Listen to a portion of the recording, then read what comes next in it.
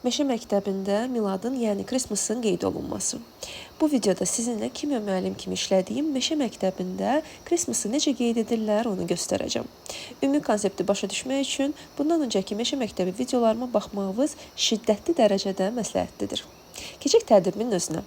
Tədbir 2 hissədən ibarət idi. Birinci hissədə şagirdlər, valideynlər və müəllimlərin əl işləri satılan bir yarmarka təşkil olunmuşdu.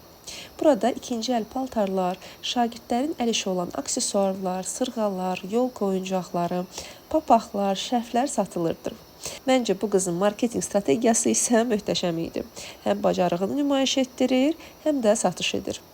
Bundan əlavə, uşaqlar çantalar, fərqli bijuteriyalar, kupayniklər, güllər, evdə bişirilmiş şirniyyatlar, hətta xüsusi sizin üçün soyulmuş yerli, organik apelsin də satırdılar.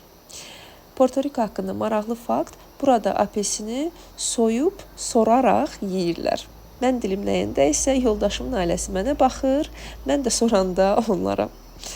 Satış, paketlənmə, almaq üçünsə yola gətirmə üsullarının hamısını uşaqlar özü edir. Burada necə qurban olduğumu görə bilərsiniz. Zarafat edirəm. Tək ki, belə saf və təmiz marketinqin qurbanı olum. Sırğalarımı da satışlarla məsləhətləşib aldım. Necədir, bəyəndiniz? İkinci hissədə isə yeyib içdik, danışdıq, gülüşdük, kolleqalarla şəkil çəkdirdik və mahnılara qulaq asıb dağılışdıq.